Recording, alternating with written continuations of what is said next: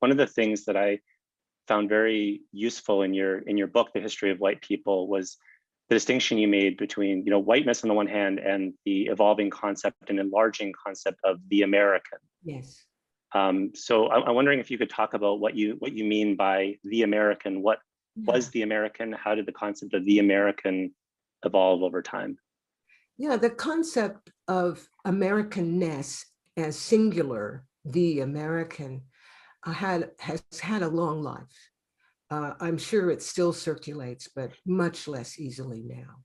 We are in a multiracial, multi-ethnic world in which, when we picture Americans, we picture several people who were clearly of different racial backgrounds, maybe of different religions, wearing a headscarf or a turban. But nowadays, by and large, the concept of who belongs, who is our citizenry, is plural. This is very important.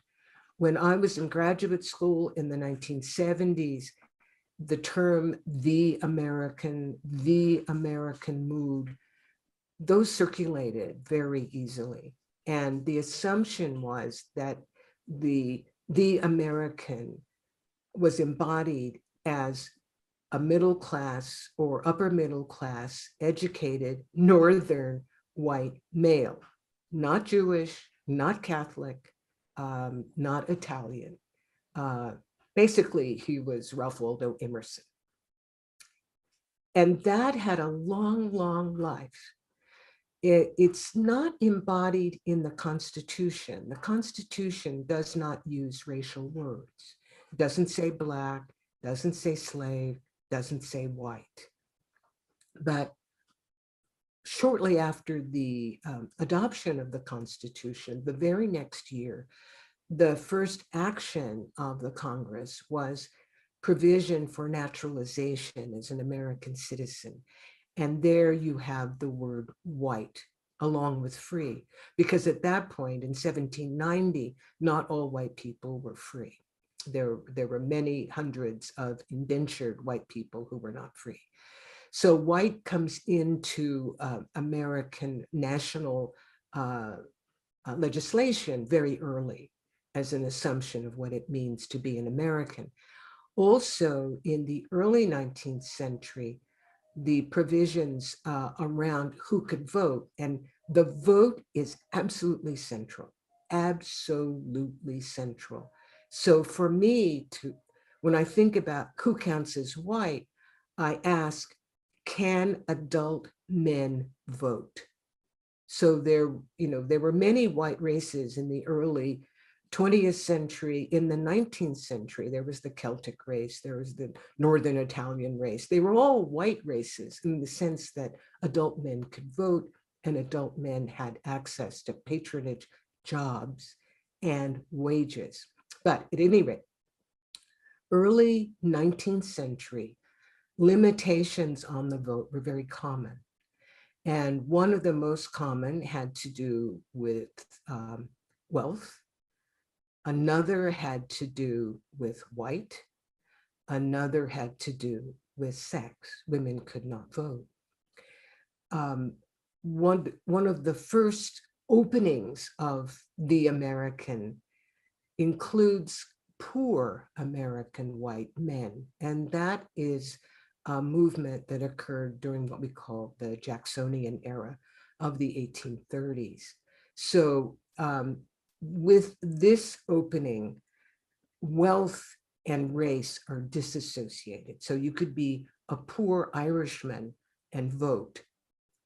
At the same time, I would add that Black men were disfranchised, or they had new strictures on voting that had to do with wealth. So it goes both ways. But anyway, poor white men could be part of the American in the early 19th century. With the Civil War and with the late 19th century, we have an opening for the American, for people whose ancestors, whose parents, or maybe them themselves, had come during the Irish famine. So when they first came in the 1850s, they were denigrated as as the Celtic race. And they were discriminated against, particularly in New England. But by virtue of the vote and access to patronage jobs, and when I say patronage jobs, I mean policemen and firemen, and for daughters, teachers. With those jobs came wages. And wages, money, mean that you can, and if you can marry, and if you can save your money, and if you're paid, you can build wealth. And that is the basis of economic progress that makes a difference for Irish Americans in the late 19th century and early 20th century. So Irish Americans get enfolded into a new way of thinking about American whiteness by the early 20th century. So in the 19th century, the American, my Ralph Waldo Emerson, considered himself a Saxon or a Teutonic or an Anglo-Saxon. There were several phrases for that, but not Catholic and not Irish. By the early 20th century, there's a new term in vogue, which is Nordic, a made up early 20th century term, Nordic. And that included Irish and Irish Americans. So that's another opening in the early 20th century. By the middle of the 20th century, in the shadow of Nazis and Nazism, in the need for American public unity in the New Deal and in the Second World War, we have a new formulation. Remember, the Nazis said that Jews were a race that needed to be exterminated. And that's a perfect example of what an ideology, Nazism, can play out as racism materially by killing people. So there's a good example of the difference between ideology and racism. Americans, particularly anthropologists who were the experts on the subject, anthropologists in the 1940s explained, no, there are not a lot of white races. There's only one, and it's Caucasoid, it's Caucasians. There are three real races. One is Caucasoid, one is Mongoloid, and one is Negroid. And the oid on the end lets you know it's scientific. So that is mid-20th century. And that's the shadow that we still live in. However, in the 1960s, immigration changed. I don't have time here to go into the history of immigration and immigration limitations and immigration opening up. But by the 1960s, we are having large numbers of new immigrants. And by the turn of the 21st century, the census, which we turn to for understanding our racial makeup within our ideology and within our politics, we have a new category called Hispanic.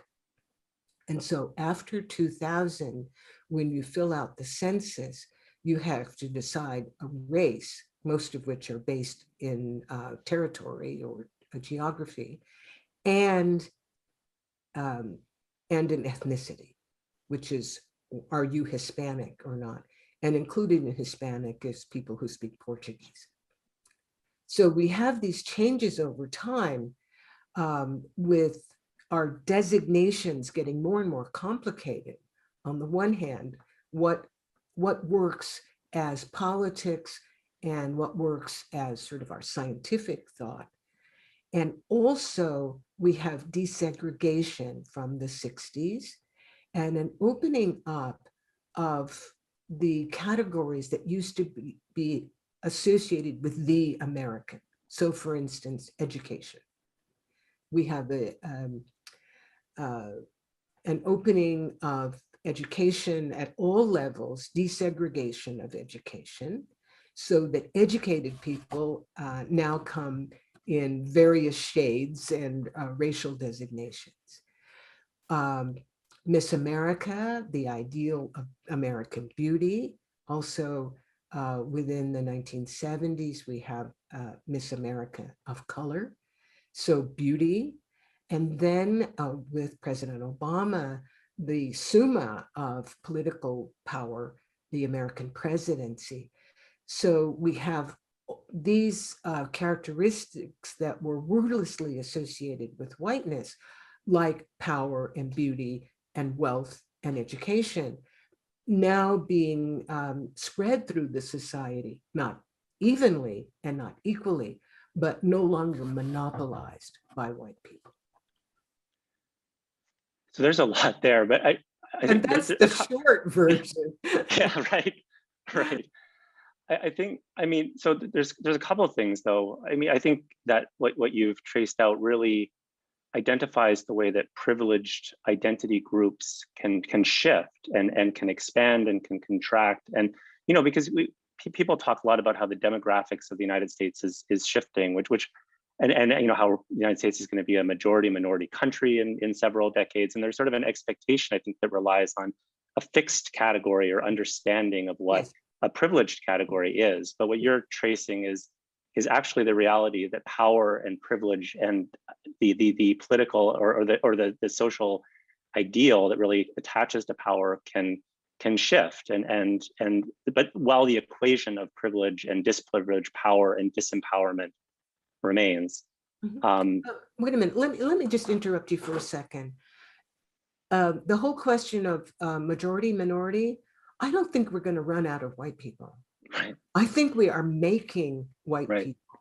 So there are lots and lots of people who now consider themselves, or who move through the world being considered people of color, who marry white people, and their children and their grandchildren become white people.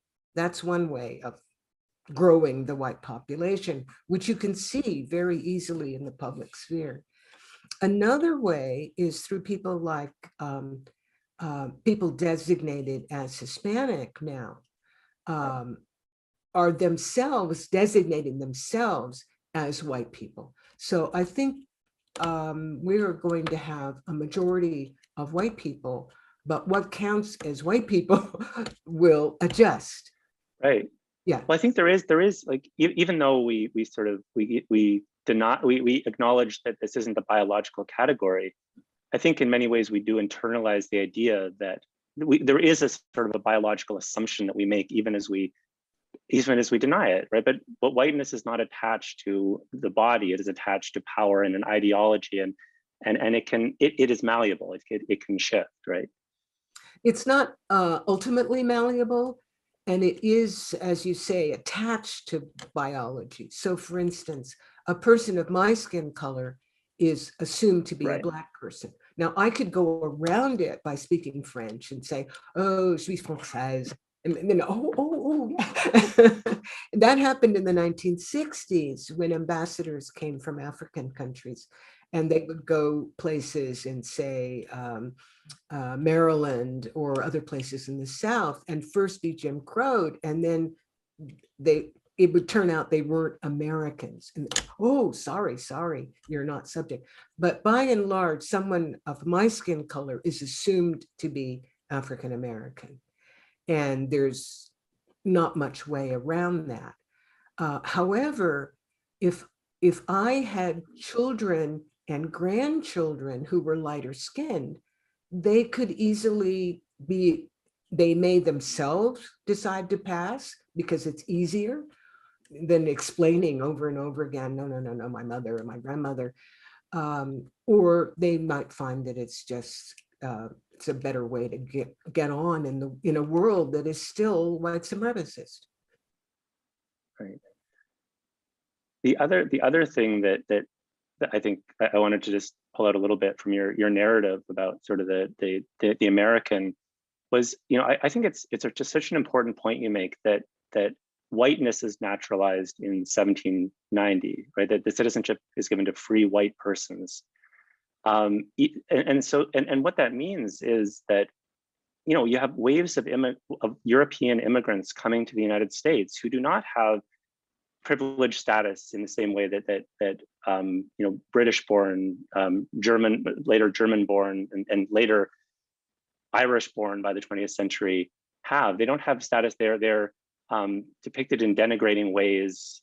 Popularly, they're viewed as not being sort of fit for citizenship. They're viewed as a sort of a threat to the integrity of the nation. They're not considered to be proper Americans. Right. But as you point out, they have political power because of their ascription as white.